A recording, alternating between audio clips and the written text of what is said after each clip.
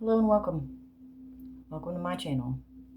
I'm Mac and this is the Lust Loop.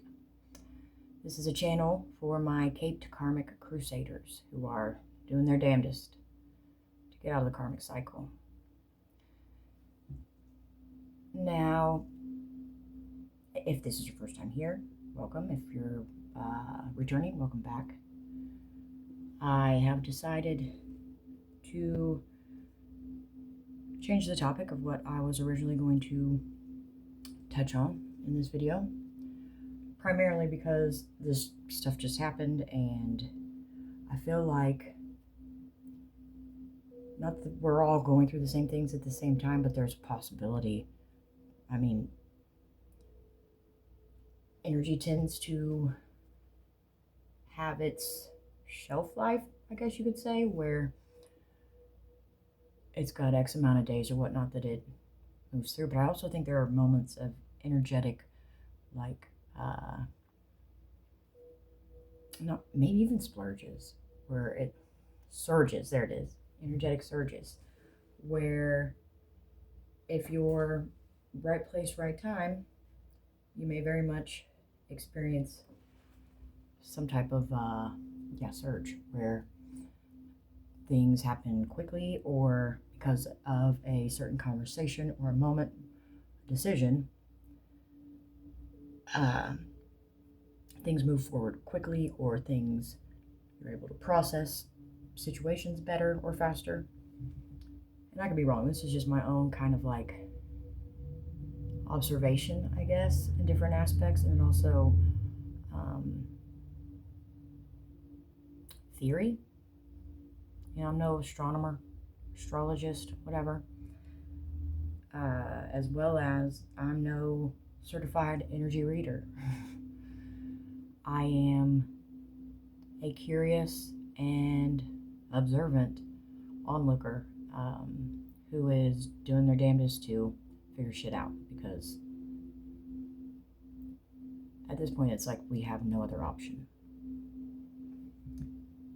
Now, tonight I was going to speak on, well, real quick, it is September 29th, 2025. So, that also helps in terms of like confirmation as to whether or not these surges could happen on the same day. I just like to throw that in there. I wanted to. Because I would love for you to put down in the comments if you have experienced something like this, to talk about it, to share your story, because other people very well may find something helpful in it. I know I will. I'll engage with you. It was originally going to be on the concept of financial manipulation and dependency. How somebody can use their money in order to,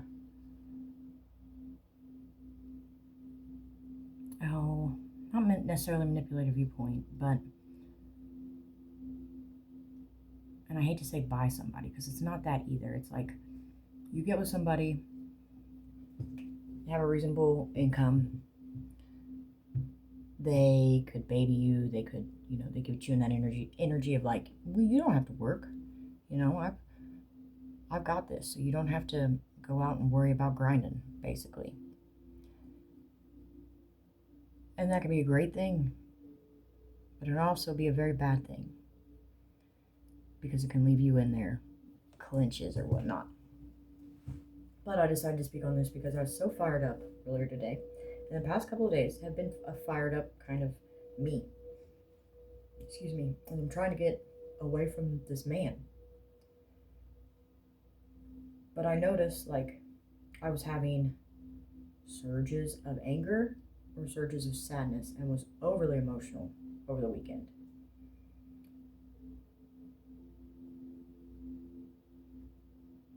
I keep trying my best to put distance in between us.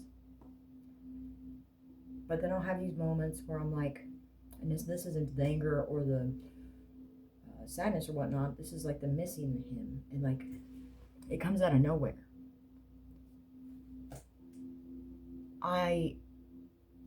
when it passes, I am fully confident in the fact that I don't want to be with this person, that I'm aware of what's taken place, that I will not put myself in a position like that to go through this again, right? I've learned the lesson. And out of nowhere, thoughts of him come up. And it's just, I swear to you, it's a process. Because it's so, we roll into these thoughts so easily, it's so normal for us to go and think about these people, not really considering or like curious to, why am I thinking of this person if I don't like them? Or not even that if I don't like them, that I'm trying to detach. Why are these thoughts of love and romance coming in and like missing them? Believe me, I have had, I can't even count them, the number of experiences that have been red flags, sources in my face, basically smacking me on the face going, look at what is taking place behind your back. And I have naively dismissed them. In the moment, I get real upset. It tears me down, breaks my heart. There's a period of time of just pain as to why is he doing this? What is wrong with me? Blah, blah, blah, blah. And then I end up missing him and just head on back in with the mentality being like, oh, well, we're not going to be together. I won't do that, so on and so forth. Like trying to keep him at arm's length, but I never keep him at arm's length. I truly believe I'll never attach to him the way that I have in the past. Regardless, when you are intimate with somebody, when you have a history with them, with memories of intimacy before too, like it all comes together and you start to miss what was and forget about the rough stuff that took place. So these thoughts are coming to my mind, but at the same time I'm mad at him. And instead of keeping to myself, which I should have done, hindsight's 2020. Now I can see this stuff a bit better. Instead of keeping to myself, I start to engage with him. I start to tell him about himself. I start to have a little bit of a breakdown, to be completely honest with you. And that, like, rolls into today, where I'm like,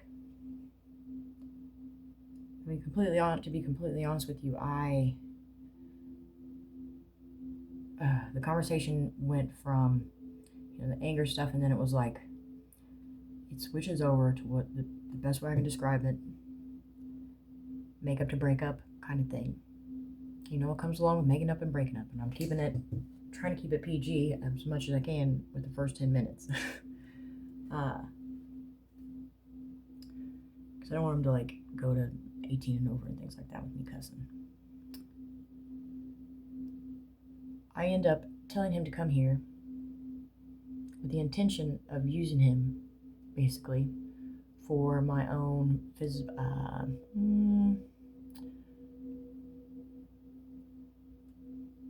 physical, sexual needs. And I make him aware of this. I don't have him come over here with under the guise of like we're going to be together and we're going to be all lovey. I tell him what it is.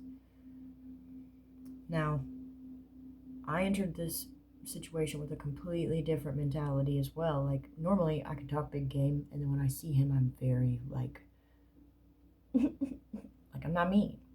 I realize that now. I'm not me. I want to please him. And today was different. A part of me truly, the amount of times that he's cheated on me and lied to me, a part of me wants to inflict that pain back onto him. Because there's no point in time where he is displaying or like utilizing empathy to put himself in my shoes and see how it felt. My theory behind that is because if he were to do so, it would impact him. He would have to accept what he's done. And then from that, if you accept it, then your conscious knows that it took place. By doing that, that registers with the universe, and karma or dharma is dispersed. And I believe he knows that. So he has an odd way, not even an odd, I guess if you really boils down to it, he's got a very strategic way of how he experiences life.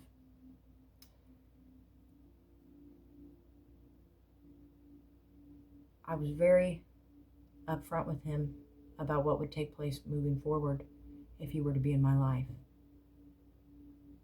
You will never have all of me. That will probably hurt you.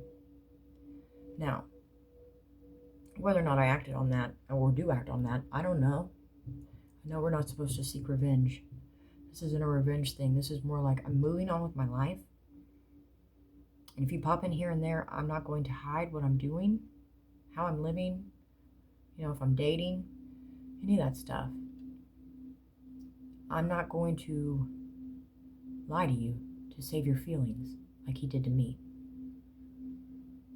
Because it's almost like, I know I'm not a teacher in this, I almost want to teach him a lesson. This is how you should have done it. Transparency is a big thing for me. I think it is with everybody.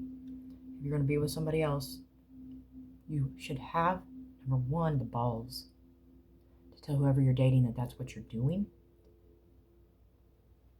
And number two, let's say you don't, own your shit when you get called out for it.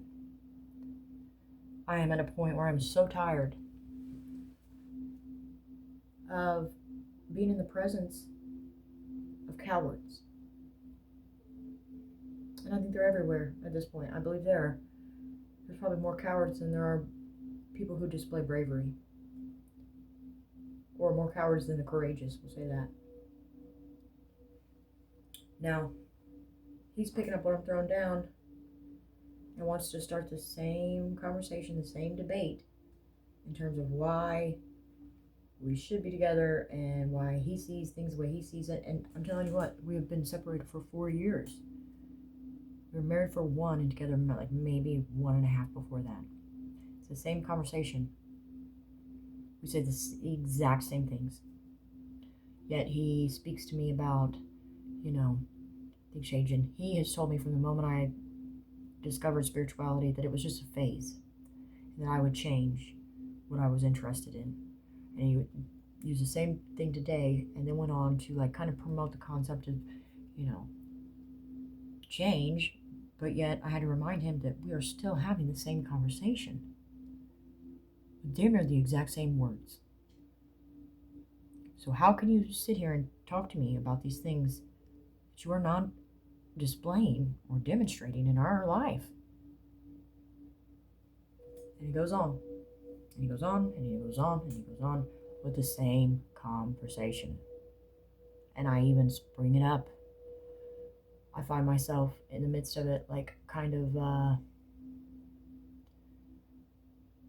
not getting caught up in the... I can just hear myself talking to him, and knowing that I've already said it, I almost can feel the energy depletion as it's taken place.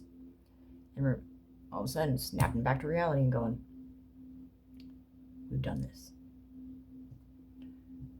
He will promote his side of it, which has never shifted, never changed. And this is coming from somebody who cannot remember random shit that's happened, random important moments throughout our relationship. But boy, he can remember to detail, supposedly, situations where I know he was cheating and he says he wasn't. Now, mind you, in those situations, there's about 5 parts of it, but there are so many holes in the story, and he can't ever tell you, he can't fill in the holes. He will stick to the 5 things that he knows about that situation, and that's that. He will not go any further. There's nothing, there's no room, there's no discussion. That's sussy as fuck. I don't care who you are.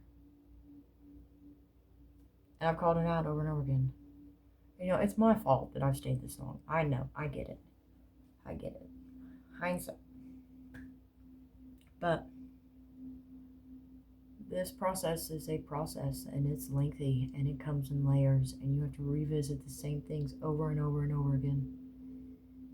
peeling it off one layer at a time, because the illusions placed on us by these people. They're not no run-of-the-mill, rando-dando, unexperienced energy. I believe that our karmics have been assigned to us lifetime after lifetime, and they could even be considered handlers.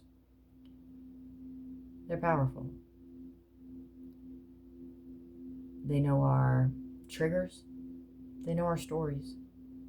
They know our hurts and our pains, and also what we love, and the more positive things. But by knowing those things, they are so easily able to manipulate. And manipulation is magic.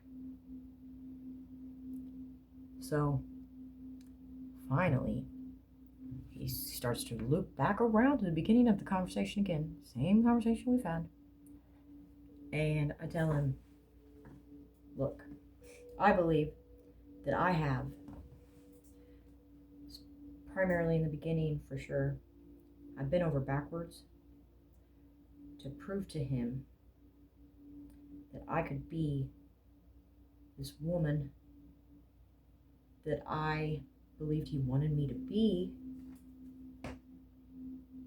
so then I could become his wife. Like I wanted him to be proud of me and want to have me on by his side. And that's not just for I'm talking about at home primarily. I wanted him to choose me because I knew from the very get-go that it was a situation that seemed to consistently have third parties in it. And he always had me believing it was me. But then shit started to happen, and the way he would treat me would change. And then it got weird, and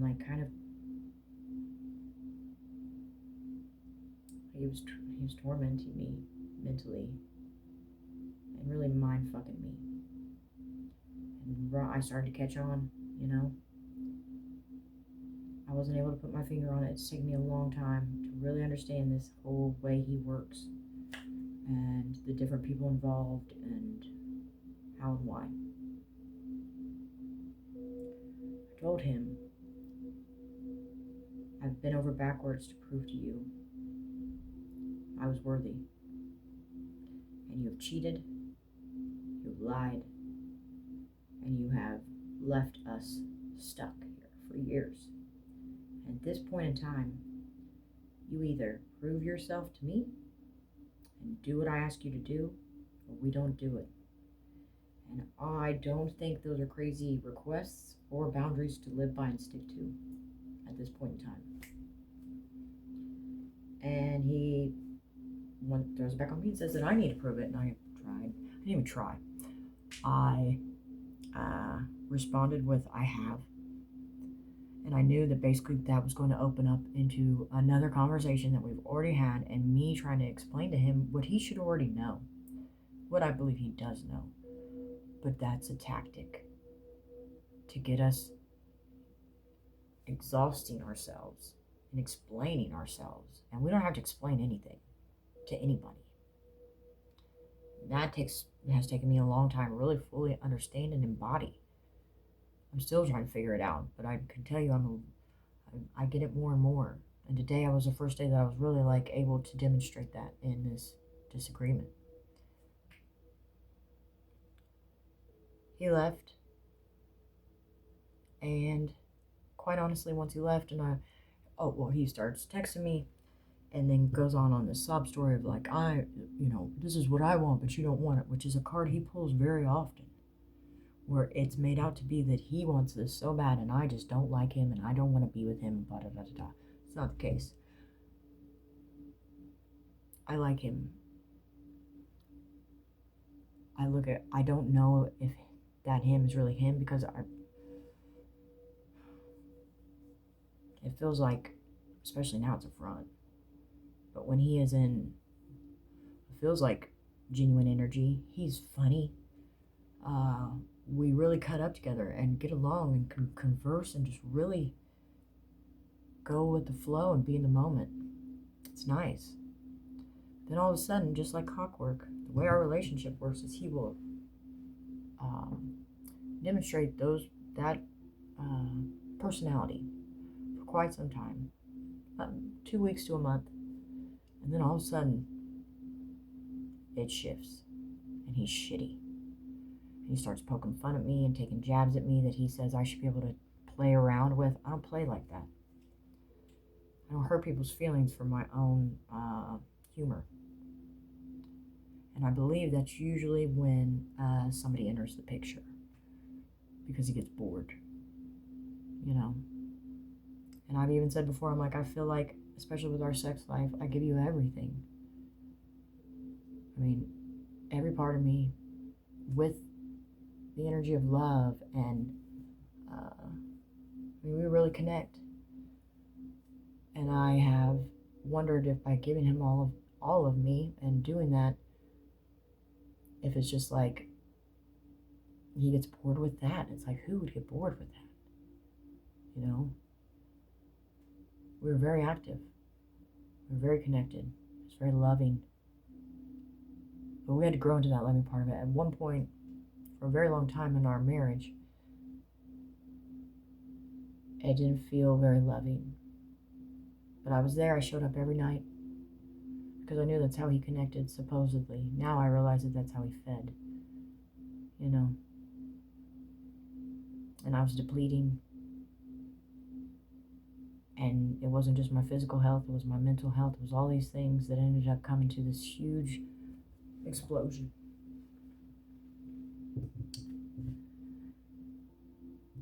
If you are in this loop, if you're not understanding, well, not even that, if you're trying to get away and you keep getting drawn back in, look at your conversations and see if,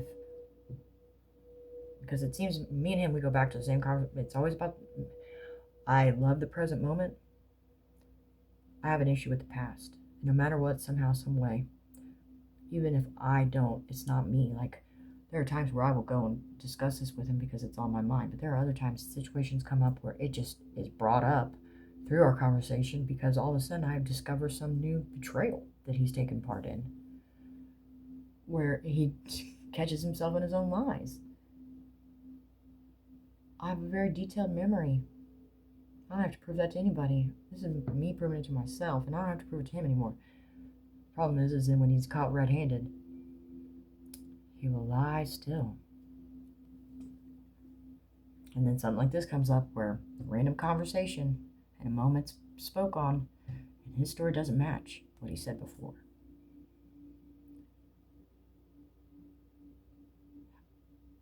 How long do I have to do this? How many more situations are going to come up? Like, we should have been way past this. And, you know, he swears he's not cheating on me now. But I have to keep, it's not even I have to keep to. I am subjecting myself to constant heartbreak, or the possibility of, because we don't live together. I have no idea what he does. And his phone, it's never empty. He's active on that baby. If you notice that you're having these conversations, the broken record conversations, right, where they're like, all you do is nag me and bring up the same thing. Notice what their the response is, but also like how they, it's not retort, I don't think. Anyways, what do they say in response to what you're bringing up? Are they trying to work with you? Are they really trying to see what you're saying? Or are they being consistently stubborn? Because that is not, it's not growth. That's not wanting to work with you and grow with you and figure it out and heal. That's saying, I see it this way and you see it that way and I'm not budging, which means there's no resolve. And I'm just now figuring that out.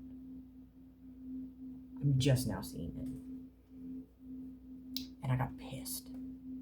I got real pissed. Thank God he wasn't here. I was able to control it. I could feel it burning up inside of me because not only am I mad at him, I'm mad at myself that I didn't catch that. But then I feel like I have a few times. It's so weird. Like we can really see something that's going on.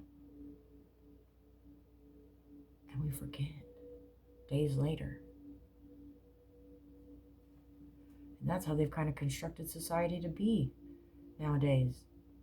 Something crazy, traumatic will happen. We all go, ooh, ah, that's crazy. And then we go on about our business. What is that about? And why? I was going to say, why do we allow it? But it's hard to not. It's hard to see it when it's so easy to go back to sleep. I don't know. I do know, but I mean, how do you spread the word? How do you get people to know what's happening? Well, most of them can't even, they don't want to look at their own behavior. They want to blame everybody else but themselves. If you're experiencing that, take notice. Do what you need to do to continue to disconnect and get them out. I told him, I was like, you can come get all your stuff tomorrow. It was just something I've never said. That's the internet. That's my bike, which is a really cool bike. Some other things. Come and get it. And don't get a hold of me after that. Because he's the distraction. That's his job. Is to keep me confused. To keep you confused. To where you're still fighting with them. And that is not what is important. What is important is healing yourself. And moving forward. And they just want to keep you in the same argument. And it sucks to realize it. You're mad at yourself, you're mad at them. But this evening, I've told myself a reasonable amount of times that I forgave him. I forgive him. He knows not what he does, even though he does. But that's like my first initial step into the forgiveness process of him, because we have to. Otherwise, we carry the burden, we carry the grudge, the chip on our shoulder, and we can't not go anywhere with that. We can't. Gotta lighten the load. So that's my story this evening. If you're still here, thank you so much for watching. I hope there's something you can take away from this. And quite honestly, I'm grateful and thankful for your time and your energy. And being a listening ear. It's nice to get it out. So, I wish you all well and stay safe out there. Be discerning. And I'll see you next time.